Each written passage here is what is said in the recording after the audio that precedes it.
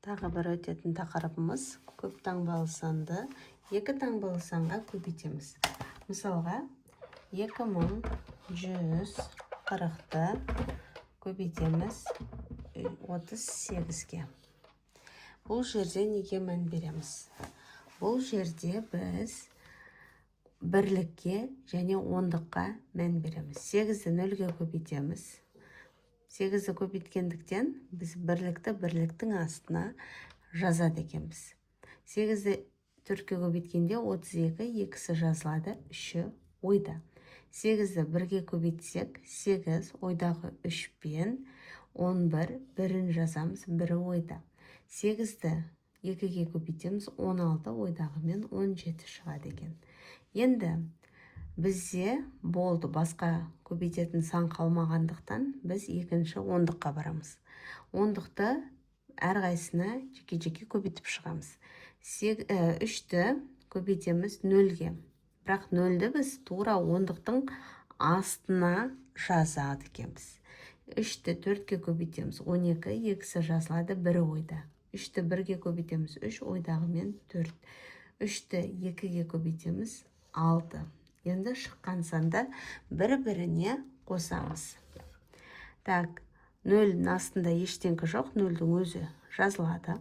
Қосамыз 0-ге 2, 1-ді 2-ге қосамыз 3, 7-ні 4-ге қосамыз 11, 1-ін жазамыз, 1-і ойда, 7 ойдағы мен 8. Сонда бізде 81.320 шығады екен.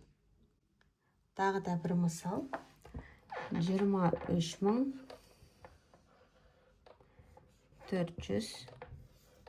көбейтеміз 13-ке. Жаңа мен 0-ді олай көрсеткен жоқпын, енді көрсететін боламын. Бұл жерде тағы да 0-ді санамаймыз. Оңай жолын табамыз. Так, 3-ті 4-ге көбейтеміз. 12, 2-сін жазамыз, 1-і ойда. 3-ті 3-ге көбейтеміз, 9 ойдағы мен 10. 0-ін жазамыз, 1-і ойда. 3-ті 2-ге көбейтеміз, 6 ойдағы мен 7. Енді қараймыз. Бұны бірліктің астына жаздық міндетті түрде. Енді ондыққа қараймыз. 1-ді қайтадан барлығына көбейтіп шығамыз. 1-ді бірлікке көбейтеміз 4-ке. 4, бірақ бірліктің емес, ондықпен көбейтіп тұрғаннан кейін ондықтың астына жазамыз. 4-ті. 1-ді 3-ке көбейтеміз 3, 1-ді 2-ге көбейтеміз 2. Тура сол сияқты қосамыз. 2 төменге түседі. 0-ді 4-ке 4. Мұнда 7-ні 3-ке қосамыз 10, 1-ді жазамыз, 1-і ойда, 2 ойдағы мен 3, және де 2 0-ді міндетті түрде қосып жазамыз. Сонда бізде 304.200 шықты. Көп таңбалы сандарды екі таңбалы санға жазбаша бөлу. Мысалға 351-ді біз бөлеміз 39-ға. Қараймыз.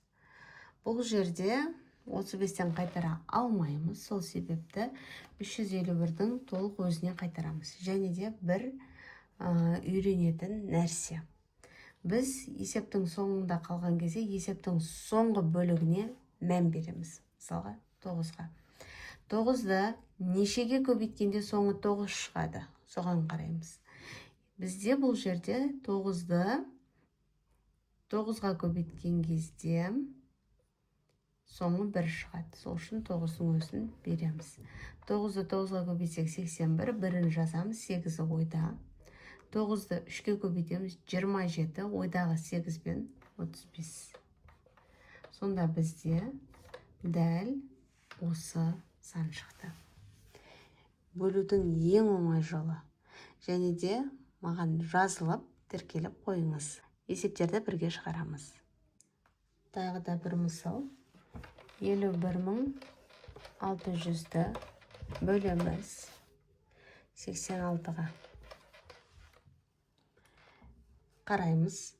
Бұл жерде 51-ден қайтара алмаймыз. Сол себепті біз 516-дан қайтарамыз. Енді ойланамыз. Ары қарай бізде 0, нөлдерге тиіспейміз. Оларды қысқартатын бізде ештеңке жоқ. Сол үшін санның соңғы бөлігіне қараймыз. Бізде соңғы бөлігінде 6 шығып тұр.